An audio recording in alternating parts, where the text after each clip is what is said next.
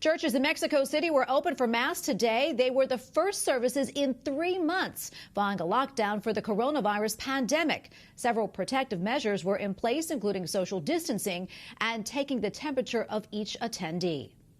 Police in France investigating last week's fire at the cathedral in Nantes say it was an inside job. A 39-year-old church volunteer from Rwanda has admitted to starting the fire. He was in charge of locking up the cathedral and told investigators that he started 3 fires earlier in the month. The fire badly damaged the 15th century Gothic cathedral of St. Peter and St. Paul. He faces 10 years in prison.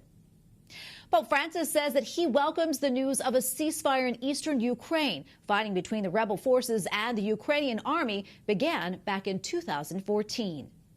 The Vatican has been following this situation very closely, and joining us now with more insight on it is Andrea Gagliarducci, Vatican Analyst for EWTN News. Andrea, so good to see you again. So what does the Ukrainian ceasefire agreement say, and why is the Vatican following this situation so closely? Well, the ceasefire said that all the conflicts, all the exchange of fires had to stop by midnight last night, by midnight of the 27th of July. And so it was kind of an impromptu agreement. Nobody was expecting it anymore, but it came out from the trilateral group. And that's why Pope Francis mentioned it at Angelus, because the Vatican has been following the situation very closely, because the Church has been very much involved in helping the population down in Ukraine, not only for the Maidan, for the manifestations that were in Kiev, but also to help the people that were left homeless or with no support in the Donbas and Luhansk regions, which are the places where there is still the conflict ongoing. I know that Pope Francis expressed his appreciation yesterday. What exactly did he say regarding the agreement? Well, Pope Francis appreciated the agreement, and he asked that the Donbas region was going to be disarmed and to give peace to the population. It's the last step of many things that Pope Francis did for Ukraine.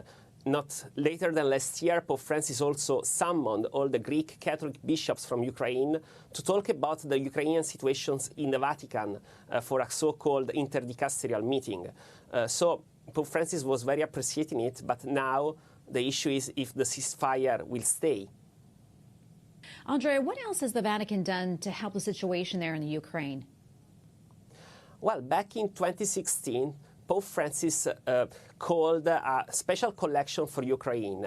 It was a huge collection all over the world. All the churches from all over the world collected money to send them to Ukraine. Then the Pope set up a committee, and this committee issued a series of projects to help the population in Ukraine, both the poor, the people that were left homeless, also people that needed psychological support.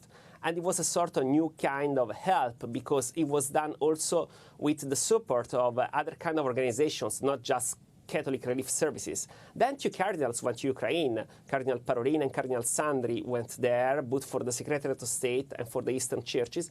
During these days, there is Cardinal Krajewski, the Papal Almoner, that was invited by the Latin Rite Bishops' Conference of Ukraine to see the situation.